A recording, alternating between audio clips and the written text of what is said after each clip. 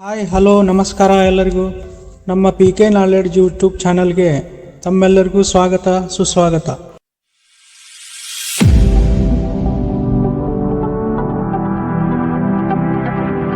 ಪ್ರಿಯ ವೀಕ್ಷಕರೇ, ನಾವು ನಿಮಗೆ 1947 ನಂತರದ ಭಾರತ ಸ್ವಾತಂತ್ರ್ಯದಲ್ಲಿ ಈಗಾಗಲೇ 6 ಪೂರ್ಣ ಕುಂಭಮೇಳಗಳು ಮುಗಿದು ಈಗ 7ನೆಯ ಮಹಾಕುಂಭಮೇಳ ಪ್ರಯಾಗರಾಜನ ತ್ರಿವೇಣಿ ಸಂಗಮವೆಂಬ ಪುಣ್ಯಕ್ಷೇತ್ರದಲ್ಲಿ ನಡೆಯುತ್ತಿದೆ. ಈಗ ನಿಮ್ಮಲ್ಲಿ ನಾವು ಮನವಿ ಮಾಡಿಕೊಳ್ಳುವುದೇನೆಂದರೆ, ಈ ಕುಂಭಮೇಳದ ಸಂಪೂರ್ಣ ಮಾಹಿತಿಯ ಬಗ್ಗೆ ಮುಂದೆ ನಾವು ನಿಮಗೆ 4 ವಿಡಿಯೋಗಳಲ್ಲಿ ತಿಳಿಸಿಕೊಡುವ ಪ್ರಯತ್ನ ಮಾಡಿದ್ದೆವು. ತಾವು ದಯವಿಟ್ಟು ಡಿಸ್ಕ್ರಿಪ್ಷನ್ ಬಾಕ್ಸ್ನಲ್ಲಿ ಅವುಗಳ ಲಿಂಕನ್ನು ನಾವು ಕೊಟ್ಟಿದ್ದೇವೆ. ಯಾರು ನೋಡಿಲ್ಲವೋ ಅವುಗಳನ್ನು ನೋಡಿಕೊಂಡು ಬನ್ನಿ. 1954ರಲ್ಲಿ ಸ್ವಾತಂತ್ರ್ಯದ ನಂತರದಲ್ಲಿ ಮೊದಲ ಬಾರಿಗೆ ಕುಂಭಮೇಳಗಳು ನಡೆಯಿತು. ಮುಂದೆ 1966, 1977, 1989, 2001, 2013 ಮತ್ತು ಈಗ ಅಂದರೆ 2025 ಹಿಂಗೆ ನಡ್ಕೊಂಡು ಬರ್ತಾ ಇರುವ ಕುಂಭಮೇಳ ಬರಬರುತ್ತಾ ಧಾರ್ಮಿಕ ಕೇಂದ್ರಗಳಾಗಿ ಭಾರತೀಯರ ಐಕ್ಯತೆಯನ್ನು ಸಾರುವುದರ ಜೊತೆಗೆ ರಾಜಕೀಯವಾಗಿಯೂ ಕೂಡ ತುಂಬಾ ಮಹತ್ವವನ್ನು ಪಡೆದುಕೊಂಡು ಬರುತ್ತಿವೆ. 1954ರಲ್ಲಿ ಭಾರತ ಸರ್ಕಾರದ ಅಡಿಯಲ್ಲಿ ಮೊದಲ ಕುಂಭಮೇಳ ನಡೆಯಿತು. ಈ ಕುಂಭವು ಹಲವು ಘಟನೆಗಳಿಗೆ ಸಾಕ್ಷಿಯಾಗಿತ್ತು. ಅದೇನಪ್ಪ ಅಂತಂದ್ರೆ, ಮೌನಿ ಅಮಾವಾಸ್ಯೆ ಎಂದು ಕಾಲ್ತುಳಿತ ಉಂಟಾಗಿ ಎಷ್ಟೋ ಭಕ್ತರು ಸಾವು ನೋವುಗಳನ್ನು ಅನುಭವಿಸಿದರು. ಹಾಗೆಯೇ 13 ಫೆಬ್ರವರಿ 1954ರಂದು ನಿಯಂತ್ರಣ ತಪ್ಪಿದ ಆನೆಯಿಂದ ಭಯಭೀತರಾಗಿ ನೂಕುನುಗ್ಗಲಿನಲ್ಲಿ ಸುಮಾರು 500 ಜೀವಗಳನ್ನು ಬಲಿ ಪಡೆಯಲಾಯಿತು. ಈ ಘಟನೆಯ ನಂತರ ಕುಂಭಮೇಳದ ನಿರ್ವಹಣೆಯಲ್ಲಿ ಕೆಲವು ಬದಲಾವಣೆಗಳು ಜಾರಿಗೆ ಬಂದವು. ಅದರ ಪ್ರಕಾರ ಉತ್ತಮ ಸಂವಹನಕ್ಕೋಸ್ಕರ ಧ್ವನಿವರ್ಧಕಗಳನ್ನು ಬಳಸಲು ಶುರು ಮಾಡಿದರು. ರಾತ್ರಿ ಕತ್ತಲಿನಲ್ಲಿ ಗೋಚರತೆಯನ್ನು ಸುಧಾರಿಸಲು ಸುಮಾರು 1000ಕ್ಕೂ ಹೆಚ್ಚು ಬೀದಿ ದೀಪಗಳನ್ನು ಅಳವಡಿಸಲಾಯಿತು. ಹಾಗೆಯೇ ಕುಂಭಮೇಳಗಳಲ್ಲಿ ಆನೆಯ ಬಳಕೆಯನ್ನು ಶಾಶ್ವತವಾಗಿ ನಿಷೇಧ ಮಾಡಲಾಯಿತು.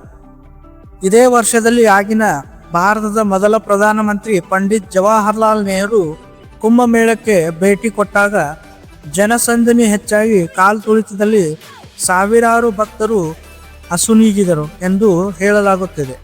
1966ರಲ್ಲಿ ಆಗ ನೂತನವಾಗಿ ಅಧಿಕಾರ ವಹಿಸಿಕೊಂಡಿದ್ದ ಇಂದಿರಾ ಗಾಂಧಿ ಮೌನಿ ಅಮಾವಾಸ್ಯೆಯ 2ನೇ ದಿನಗಳ ನಂತರ ಸಂಗಮಕ್ಕೆ ಬಂದು ಭೇಟಿ ಕೊಟ್ಟಾಗ ತಾಸ್ಕೆಂಟ್ನಲ್ಲಿ ನಿಧನರಾಗಿದ್ದ ಭಾರತದ 2ನೇ ಪ್ರಧಾನಮಂತ್ರಿ ಲಾಲ್ ಬಹದ್ದೂರ್ ಶಾಸ್ತ್ರಿ ಅವರ ಚಿತಾಭಸ್ಮವನ್ನು ವಿಸರ್ಜನೆ ಮಾಡುವ ಮೂಲಕ ಸೇರಿದ್ದ ಜನಸಮೂಹದ ಲಾಭ ಪಡೆದುಕೊಂಡರು.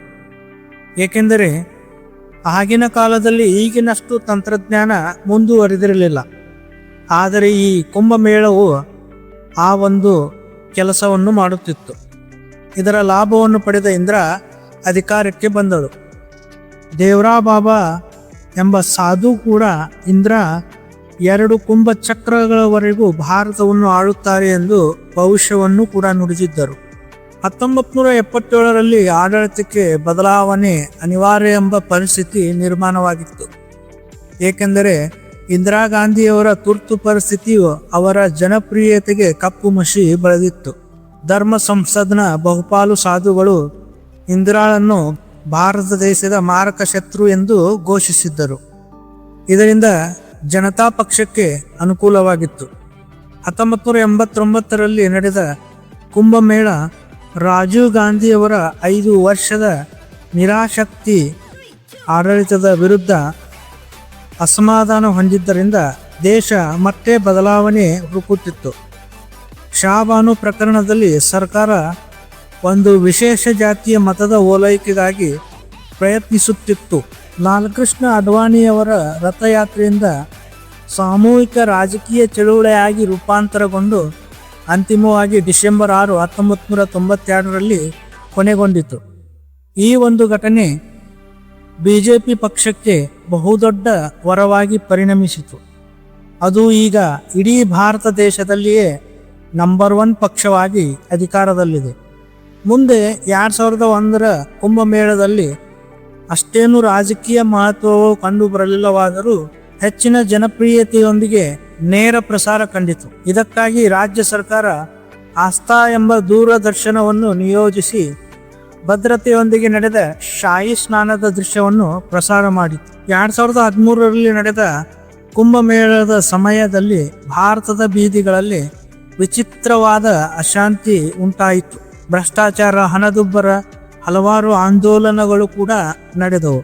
ಇದನ್ನೆಲ್ಲ ಗಮನಿಸಿಯೇ ಕುಂಭಮೇಳದಲ್ಲಿ ಸಾಧುಗಳ ಒಮ್ಮತ ಪಡೆದು ಮುಂದಿನ 2014ರ ಪ್ರಧಾನಿಯ ಆಯ್ಕೆಯನ್ನು ಮಾಡಲು ಗುಜರಾತ್ನ ಮುಖ್ಯಮಂತ್ರಿ ನರೇಂದ್ರ ಮೋದಿಯನ್ನೇ ಆಯ್ಕೆ ಮಾಡಲು ಈ ಕುಂಭಮೇಳ ವೇದಿಕೆಯಾಯಿತು. 2018ರಲ್ಲಿ ಅಲಹಾಬಾದನ್ನು ಅಧಿಕೃತವಾಗಿ ಪ್ರಯಾಗ್ರಾಜ್ ಎಂದು ನಾಮಕರಣ ಮಾಡಲಾಯಿತು. ನರೇಂದ್ರ ಮೋದಿ ಕುಂಭಮೇಳಗಳ ಹಿತದೃಷ್ಟಿಯಿಂದ ನಮಾಮಿ ಗಂಗೆ ಎಂಬ ಗಂಗಾ ಶುದ್ಧೀಕರಣ ಕಾರ್ಯಕ್ರಮಕ್ಕೆ ಚಾಲನೆಯನ್ನು ಕೊಟ್ಟಿದ್ದರು. ಸದ್ಯ ಈಗ ಪ್ರಯಾಗ್ರಾಜ್ನಲ್ಲಿ ಜನವರಿ 13, 2025ರಿಂದ ಫೆಬ್ರವರಿ 26, 2025ರವರೆಗೆ ಕುಂಭಮೇಳ ಆಯೋಜಿಸಲಾಗಿದೆ. ಹಿಂದೆಂದಿಗಿಂತಲೂ ಈ ಬಾರಿ ಕುಂಭಮೇಳ ಬಹಳ ಅದ್ದೂರಿಯಾಗಿ ನಡೆಯುತ್ತಿದೆ. ಸರಿಸುಮಾರು 50 ಕೋಟಿಗೂ ಹೆಚ್ಚು ಜನ ಭಕ್ತರು ತ್ರಿವೇಣಿ ಸಂಗಮದಲ್ಲಿ ಮುಳುಗಿ ಪುಣ್ಯ ಪ್ರಾಪ್ತಿ ಪಡೆದರು. ಇದನ್ನು ನಾವು ನಮ್ಮೆಲ್ಲರ ಜೀವಿತಾವಧಿಯಲ್ಲಿ ನೋಡುತ್ತಿರುವುದೇ ನಮ್ಮ ಪುಣ್ಯ ಎಂದು ನಾವು ಭಾವಿಸುತ್ತೇವೆ. ಸಾಧ್ಯವಾದರೆ ನೀವು ಕೂಡ ಕುಟುಂಬ ಸಮೇತ ಹೋಗಿ ಪುಣ್ಯ ಸ್ನಾನ ಮಾಡಿಕೊಂಡು ಬನ್ನಿ. ನಮಸ್ಕಾರ.